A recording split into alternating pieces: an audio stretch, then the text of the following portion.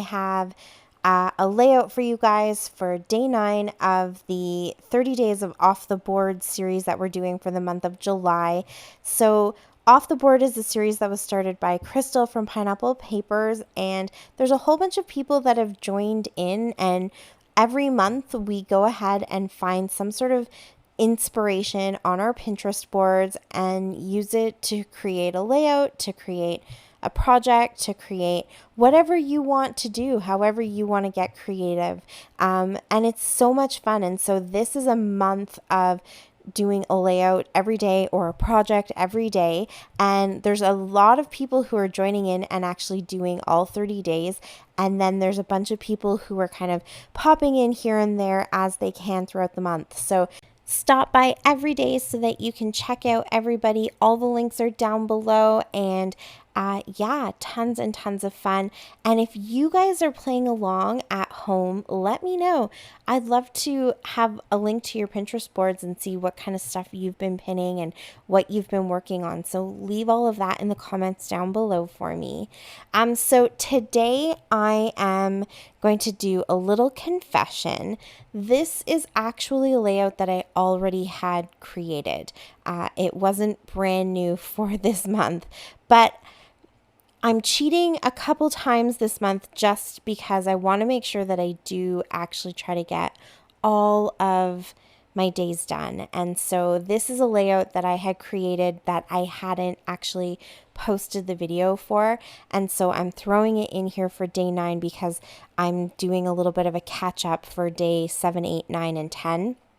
So I'm going to go ahead and do that. I did show you an inspiration at the beginning that has this sort of diagonal paper design where each corner, I guess you could say, of the layout is a different pattern paper. And I actually created this layout for a really fun game that Christy threw together. Christy from Christy's Beautiful Life. She threw it together on one of the Facebook pages that we are part of, where she did, it was inspired by the Masked Singer or the Masked, I think they have the Masked Dancer now too. So that's actually what we were going for. And then another group, just before we were ready to start playing along, we had the groups picked and everything was ready. And then another Facebook company, I think, actually released their masked scrapper. So she changed it to mystery scrapper, but it was still really fun. Basically, there were 5 of us in my group, and we all created a layout, and then we covered up our photo so that everyone had the same photo. And then the group got to try to figure out who created each layout. So it was a ton of fun, and there were a few different groups, and actually I'm really impressed at how well people did. They guessed pretty bang on. I think if they could figure out one of the scrapbookers, if there was something unique about one scrapbooker in the group, then it kind of helped to piece together all the other scrappers. But yeah, I was pretty impressed at how well some people did. So good job. But I had so much fun putting this layout together. And so I definitely wanted to make sure that I had it filmed and just hadn't had the opportunity to post it yet. So I figured, why not go ahead and throw it in here? It's such a great classic design. And so I found some inspiration on my Pinterest board that I had pinned a long time ago and went ahead and just posted that kind of to show you guys a bit of an inspiration piece as well. So that fantastic Halloween layout is just so cool. And I actually think I might go ahead and scrap lift that layout as well sometime closer to Halloween, because I just really do like how it looks. It is a digital layout, but I think you could really easily do it with paper and embellishments and stuff like that. I couldn't actually find the name of the original creator, the lady that I posted it from. I don't think she's the original creator. Her name is Connie Sandberg, and she definitely pins a lot of beautiful layouts, but most of them seem to be digital, so that's why I'm going to go ahead and assume that that one is. But yeah, I think it just looks really fun, and I'd like to go ahead and give it a try. So for my layout, I'm using my April and May mix-ins that I got from Jen Smith from Close to My Heart. And so the mix-ins, they seem to release them every 2 months to kind of beef up or help stretch the collections that you're getting. And those seem to be coming out every 2 months or so as well. So they sort of loosely go with the color schemes or the feels of whatever the collections are, and they just help to give you some extra background papers and help stretch those collections that you're getting. So I really loved the red in this particular set, and I think that the red really helps to make the picture stand out quite nicely. And then, of course, the teals and the blues are kind of my colors anyways. And then I added the yellow manufacturer strip because, again, that's a nice contrast and really helps to kind of bring your eye right into the focal point of the picture.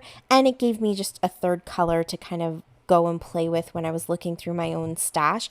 I don't have any embellishments that actually go with the mix-ins. I don't think they make those. I think these are just some extra pattern papers. So I was pulling embellishments from all of my kind of random piles. Do you guys do this? I'm sure you do. I can't be the only one. I just have a couple iris containers that are just random die cuts. Sometimes they're not even die cuts. Maybe they're things that I fussy cut and didn't use them all. I'll throw them in there. And when I was teaching classes, I always like to bring the iris containers with me because they are just so super random. And, you know, the odd time someone will ask if I have something or someone else in the class has the perfect element that they're looking for.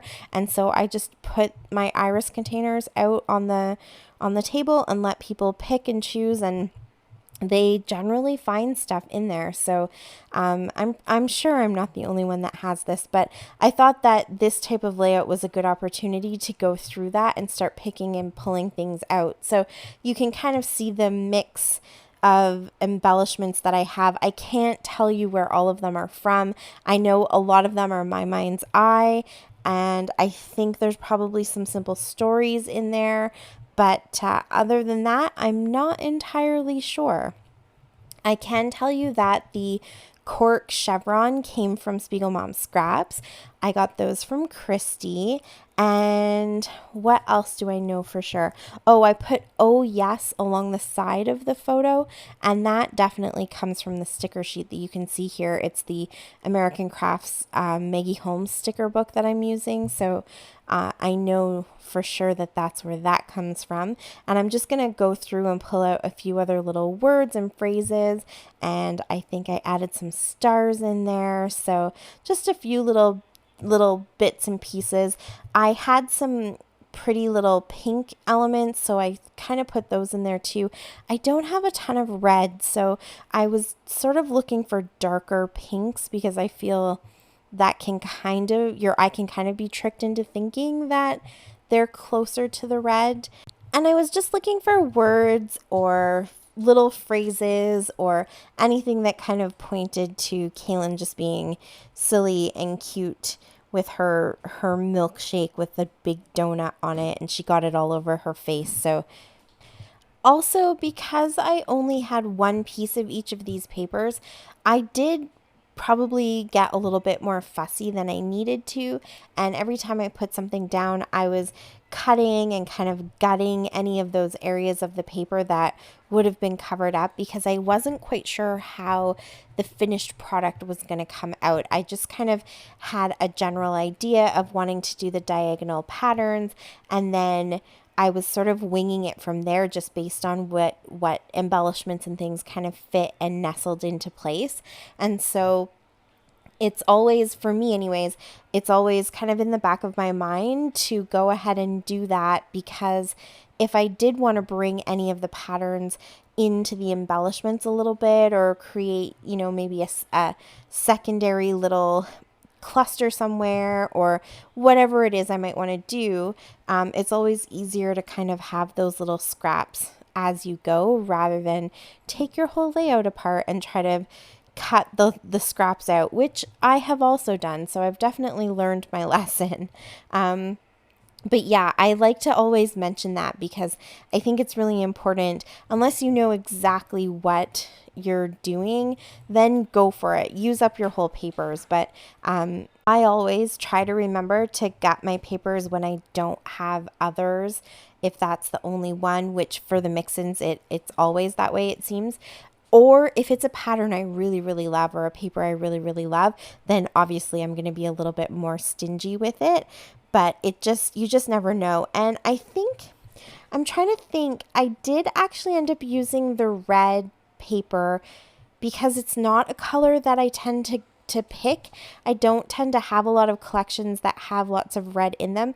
So I think I did actually use that one little bit of scrap that I had from the red paper in another layout. But I think the other little bits and pieces, I didn't end up using them. And so I did throw them out, but I just wanted to make sure in case that I had some extras, because you just never know, right? Some idea might spark in your mind and you want to be able to have that. And then I'm just finishing everything up with some sequins from Spiegel Mom Scraps. I pulled out some yellow ones. I wanted a little bit more yellow in there and some red ones. And then I also am going to do a little splatter of some black color mist. This is a Recollections mist. It just has a tiny bit of glitter to it or shimmer to it, not too much. And I really don't have giant splatters. I just kind of wanted that dark contrast because I did all of those sketchy lines on all of the different patterns. And that is my layout for day number 9. Thank you so much for watching. I really appreciate it. Please go down below and check out all the links for everybody that's playing along, and go and get inspired and show them some love. And I will be back tomorrow with day 14. So until then, happy scrapping. Bye.